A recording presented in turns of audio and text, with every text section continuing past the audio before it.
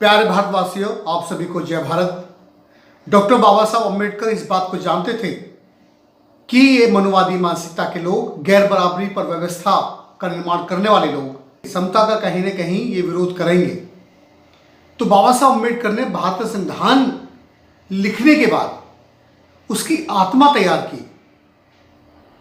एक पेज में संविधान के पहले पृष्ठ पर प्रेमबल उद्देशिका, जिसमें लिखा है, हम भारत के लोग भारत को एक प्रभुत्व संपन्न, समाजवादी, पंथ निरपेक्ष, लोकतंत्रात्मक गणराज्य बनाने तथा उसके समस्त नागरिकों को सामाजिक, आर्थिक और राजनीतिक न्याय, विचार अभिव्यक्ति, विश्वास, धर्म उपासना की स्वतंत्रता, प्रतिष्ठा और अवसर की समता प्राप्त कराने तथा उन सब में व्यक्ति की गरिमा, राष्ट्र की एकता और अखंडता सुनिश्चित कराने वाली बंधुता बढ़ाने के लिए दृढ़ संकल्पित होकर अपनी संविधान सभा में आज तारीख 26 नवंबर 1949 ईस्वी मिति मार्क्सिस्ट शुक्ल संवत सप्तमी 2006 विक्रमी को एतद द्वारा इस संविधान को अंगीकृत, अधिनियमित और आत्मर्पित करते हैं।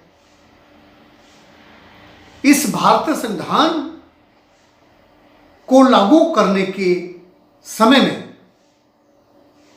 उस सदन में 289 लोग थे जिन्होंने यह शपथ खाई थी। अगर आप संविधान की उद्देशिका को पढ़ें तो मुझे नहीं लगता कि उसमें किसी भी प्रकार का दोष है, क्योंकि हमारा देश का संविधान सामाजिक, आर्थिक, राजनीतिक न्याय की वकालत करता है। क्या इसके लिए सरकार और हम चिंतित हैं? हमारा देश का संविधान विचार अभिव्यक्ति, विश्वास, धर्म उपासना की स्वतंत्रता देता है। स्वतंत्रता का लाभ हम कैसे उठा पा रहे हैं? जो बोल सकते बोल ही नहीं रहे हैं, और बिना बोले तो कुछ होगा नहीं। हाँ, लोग धार्मिक कर्मकांड में, पाखंड और आडंबर में तो लगे हुए हैं और गाली बकने में लगे हुए हैं। इतनी स्वतंत्रता है लोगों को, कभी कभी मैं भी बक देता हूं, लेकिन फिर भी कहीं ना कहीं चिंतन पर पहुंचता हूं। और हमारे देश का संविधान प्रतिष्ठा, अवसर की समता, व्यक्ति की प्रतिष्ठा बरकरार रहे, उसको ठेस नहीं पहुंचनी चाहिए, और अवसर की समता होनी चाहिए, और अवसर की समता नहीं है। और हमारा देश का जो संविधान है वो राष्ट्र की एकता और अखंडता की बात करता है। ऐसी कोई भी विचारधारा जिससे राष्ट्र खंडित होता हो, आम नागरिक अनजान होने पर या जानकार भी होने पर अगर वो किसी भी ऐसी भाषा का इस्तेमाल करता है, किसी भी ऐसे विचार व्यवहार की बात करता है जिसमें राष्ट्र की एकता को और अखंडता को खतरा हो, तो चलता है, क्योंकि वो आम नागरिक है। जो लोग संविधान की शपथ लेते हैं, जो लोग संसद में बैठे लोग हैं, जो संवैधानिक पदों में बैठे हुए लोग हैं, जो पढ़े लिखे वेल एजुकेटेड पर्सन लोग हैं, या जो शिक्षित लोग हैं, उन्हें कम से कम राष्ट्र की एकता और अखंडता का ख्याल रखना चाहिए। लेकिन मैं देखता हूं देश का राष्ट्रपति और देश का प्रधानमंत्री या सीएम इसके विरुद्ध काम करते हैं। क्या ये राष्ट्रद्रोह नहीं है?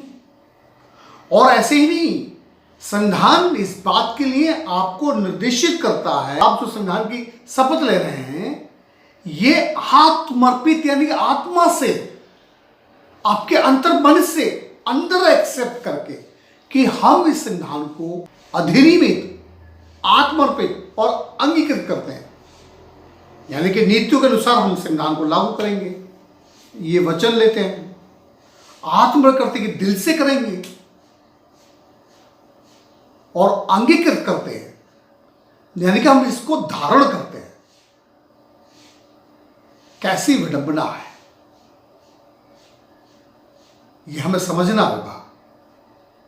भारतीय संविधान का एक एक शब्द आपको अपने राइट्स दिलाता है, आपको बताता है आप है कौन। हम का मतलब है किसी जाति विशेष धर्म विशेष की बात नहीं कर रहा है संविधान। हम यानी कि हम भारतीय, हम भारत के लोग। कितना बड़ा छुपा है इसमें राज। क्या हम भारत के लोग हैं? क्या हम सबका प्रभुत्व एक ही है, सबके अलग अलग है? हालांकि ये बहुत बड़ी चर्चा हो जाएगी इस पर। कभी मैं बैठकर आपके साथ जब कभी आप बुलाना चाहें तो विस्तार से मैं चर्चा करूंगा। और भारतीय संविधान की उद्देशिका को पढ़िए और पढ़ाइए। इसी आशा विश्वास के साथ जय भारत, विजय भारत, जय संविधान।